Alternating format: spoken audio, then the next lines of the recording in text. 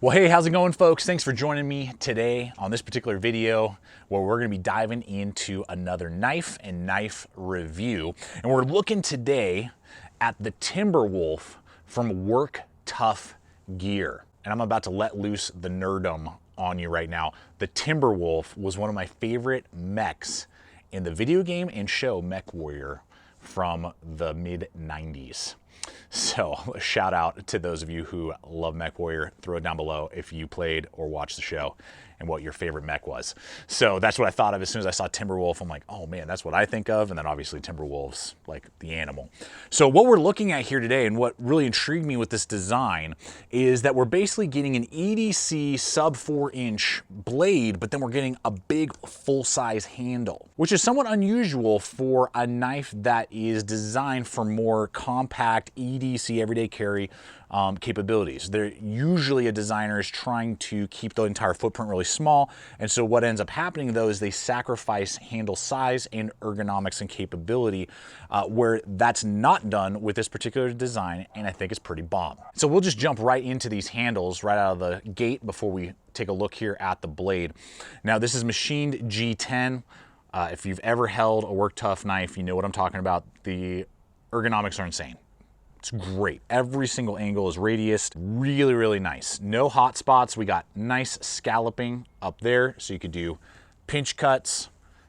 If you do a chest lever grip, your thumb rests really nicely on there. A little bit of a taper, big swell, flare out the back, big lanyard hole, a little bit of cut in, bow drills on either side, bow drill holes, bow drill divots, sorry. Getting tongue-tied there. And then we got some orange liners in there. They got a lot of different handle color combinations. This one obviously being kind of an OD green right there.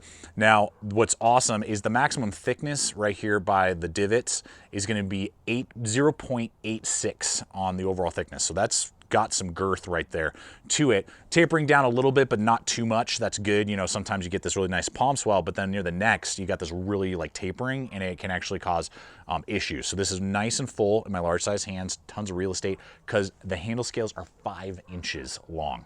I mean, that's crazy. Look at that. For a 3.5-inch blade, I mean, that's some real estate that you got to work with and you got to do different things with. Now, obviously, that's going to add a little bit to the weight. This is going to come in at 6.7 ounces for the knife itself, and then a little bit more depending on the sheath options that we'll look at here in a little bit that are available. So, you know, it's definitely on the heavier side, but that's kind of what it's giving you is the option to have a nice full handle, and you're not going to be wishing for a larger handle on this knife, even though it does have that 3.5-inch blade.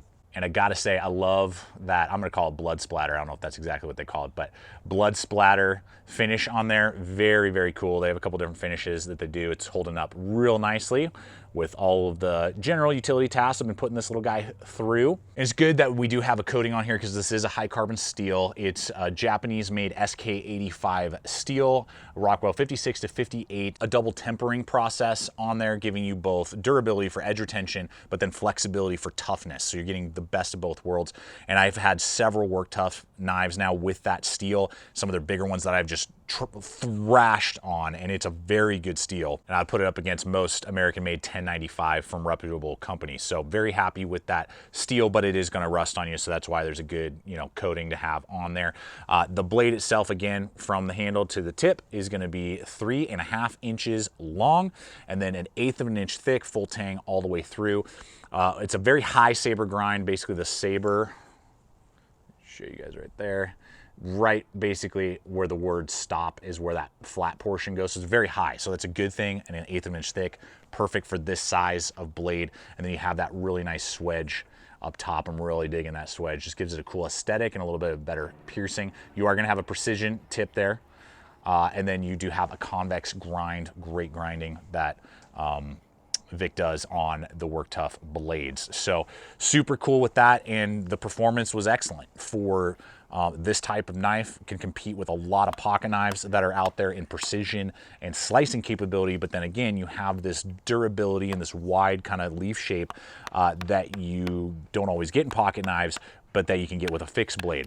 And that 3.5 inches, again, particularly if maybe you are wanting to carry on your person or in a concealed bag and you're a little concerned about legal reasons, you know, you maybe have a 3.5 inch concealed limit, and so you're wanting fixed blade, but you're wanting 3.5 inches or less. You're getting full real estate on the handle though, and you're not going to be having to sacrifice for that, or just for whatever reason, you wherever you live, a fixed blade over a pocket knife in this size range just makes more sense to you. So slicing, cutting, all kinds of different materials I put this through, you know, all the little woodscraft work that you would do with a compact knife like this. Now, for me, again, going back to what I had said maybe a little earlier in the video, where 4 inches is more my general use when I go outdoors. I just get a little bit more real estate. You can do a little bit more with it. So there are slight limitations to the size when it comes more to outdoor tasks, but you can still get a ton of work done, and it's a great size, I believe, to pair with some big old monsters like we know from Work Tuff, like the Puzon Wilderness Buoy or the Nomad. Now I want to hit sheath with you real quick before we jump into pricing, and I'll just run in some size comparison and competitive options. The model that I have is with a Kydex sheath, which is great. There are some leather options that are floating around that I see on the website, so I don't know if there's the option to swap or if they're transitioning in and out, but this comes with good loop over Kydex taco design, great belt loop attachment with nylon and Velcro and button for a dropped kind of dangle ride, but you can easily unscrew this, put a Blade Tech lock or clip or any other type of maybe in the waistband attachment that you would want. And because of how slim and sleek and compact the profile is, it would be very easy to carry on body concealed in a lot of environments with a lot of different types of clothes. And the retention's really good. Got a nice thumb ramp right there, push off, but the retention is very nice. You could easily run it, you know, on a backpack, shoulder strap, something like that, and not be concerned about it falling out. All right, let's hit those competitive options and pricing here real quick. Now, this is going for about $125 over on the Work Tuff website. They do have a certain amount of stock available on Amazon as well. That rotates pretty quickly, so it's out of stock. You could bounce back there, and we'll have links to both so you can kind of check it out. But $125. So for a Taiwanese made, I would say like almost mid-tech level, quality control, fit and finish. So very, very high quality. That is on the higher end of high carbon steel compact fixed blades, even when they're made here in America. Just as one example here, here's the SE 4HM, obviously a little bit longer blade, so you're getting a 4-inch blade and thicker stock, so it's not going to slice as well. It's not going to be as good for EDC tasks. The handle is significantly shorter, as you can see there, but this guy's going to go for about $100 to $105, made here in America by SE. So that's something to consider. You can see there, bigger footprint as well with that pancake style sheath over the taco that the Timberwolf has. So something to consider. But to show you in comparison here, here's the Globetrotter from K-Bar, USA made 1095. You can see how much smaller. It's got a 3¼ inch blade, so very close.